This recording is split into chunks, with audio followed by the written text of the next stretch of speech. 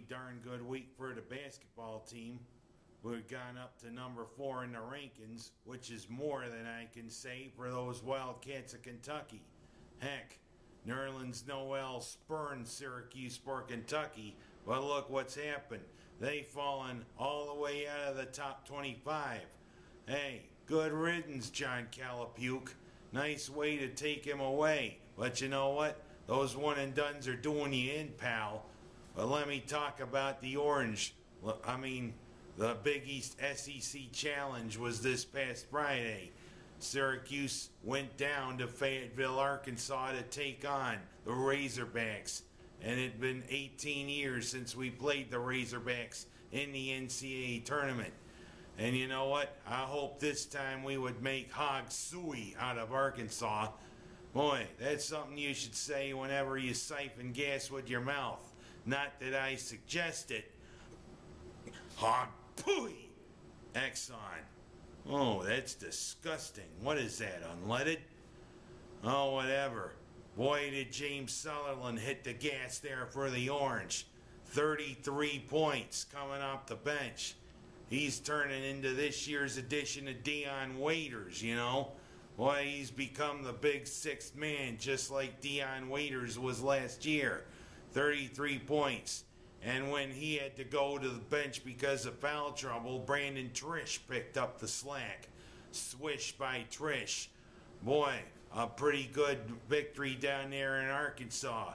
And then, a few days later, former assistant coach Rob Murphy comes back to the Dome. And also, we welcome back Deshante Riley to the Dome. And of course, I kind of wondered what kind of welcome he was going to get, because I was right there in the stands, in case anyone noticed. But you know, there were a few little applauses, including by me. But of course, we got the who cares. But you know, he was once an Orangeman, so heck, I decided to be a little cordial to him. But of course, it was a palindromic score, the way we feasted on Eastern Michigan, 84-48. The same score we beat them by last year. Talk about weird things. Ooh, strange but true. And of course, coming up this week, we have a late tip-off Thursday against Long Beach State. Of course, they're 49ers looking for a little gold. But you know, they aren't going to find some on the Carrier Dome court. And a college from New Jersey, Monmouth, comes in on the 8th, Saturday night. But you know, Monmouth's going to find that the Carrier Dome isn't a nice place to play. We're ranked number 4, which is more than I could say for Kentucky. And let's get on to another good thing this week. Buffalo finally showed a little something there against Jacksonville. Of course, Jacksonville is one of the worst teams in the NFL. But of course, we had to deal with what could be a football team's worst enemy. Or for a team that can run the ball, its best friend, the rain. Of course, it wasn't thundering and lightning like when Ben Franklin was flying his kite. Nobody had their hair falling out, and nobody had their clothes on fire going, you know, I found it. But boy, we turned more to Fred Jackson, and we turned more to C.J. Spiller. And boy, using those horses to lean on really helped the Bills. Helped the Bills to a big 34-18 win over Jacksonville, which for the time being has kept us alive in the playoff race. We're 5-7, but you know, it's all indications are looking like it's going to be another missed playoffs. 13 years in a row. Boy, it's starting to get old hat just like this. There, now it's a new hat. Oh well, so much for brushing off old things. Now let's turn our attention back to these guys.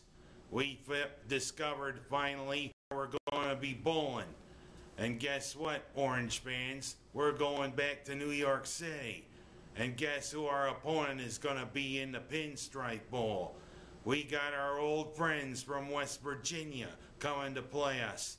Heck, West Virginia thought they were rid of us going to the Big 12. No, you guys weren't. But hell, when you got a defense that's a suck job like West Virginia, heck, we welcome you back. And Ben Schwartzwalder, wherever you are, you must be smiling. It's the return of the Ben Schwartzwalder trophy, in a bowl game no less. Well, let's look at it. You know what? They're going down there for a football game in a baseball stadium, but I think a basketball game is about to break out. Let's take a look at it. Both offenses are very explosive, especially with Geno Smith at quarterback for West Virginia. But both defenses aren't really the best, especially with Marcus Sproul being arrested and being unsure for the Cuse down there in the bowl game. But I wonder, is it going to be a score like it was in the Alamo Bowl last year between Baylor and Washington? Who knows? But with these two, whose offenses really can truck, but whose defenses really suck, you don't know. Could be a football game, could be a basketball game on a baseball field. And look that up, soccer fans. Oh well, I just had to throw that in there. And also, let's talk about something more serious. This past weekend, what tragedy hit Kansas City. And of course, Bob Costas is calling for gun control in the NFL. Thing is, what happened was a tragedy, plain and simple. Jovan Belcher, he had worked his way from being an undrafted free agent to being a starter for Kansas City. But of course, something just snapped inside of him. Because you know what? That truly was a dumbfounding, to say the least. He killed his girlfriend, then right in front of Romeo Crennel and Scott Pioli, he killed himself. You gotta wonder about those two state of mind now. The thing is, Costa's saying there should be gun control now in sports. Thing is, I agree, especially if the athlete is unstable, but we shouldn't say about it for the rest of us.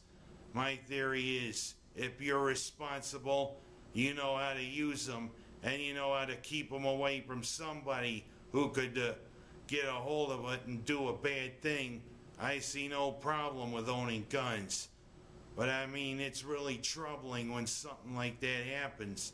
And especially this past year, with all the former NFL players, especially Junior Seau, who committed suicide.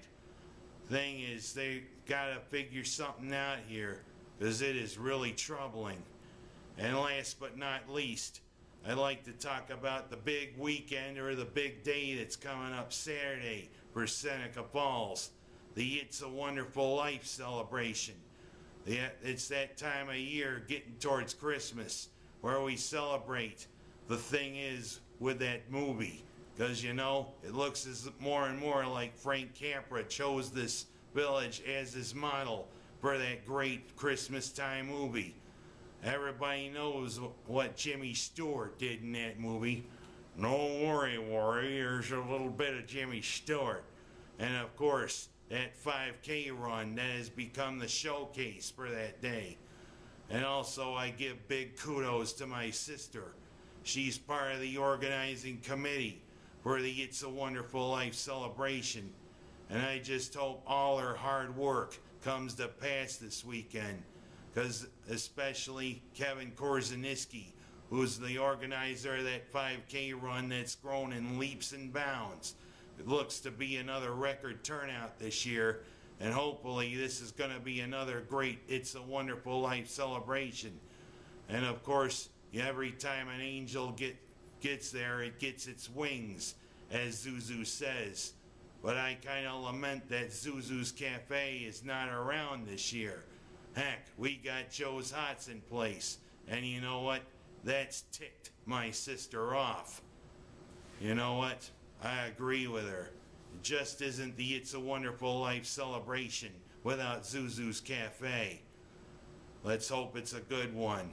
And that's all for this week. I'm Ken Haas. That's my story. And we going bowling, Cuse fans, and let's keep it up. Orange basketball and Buffalo Bills football.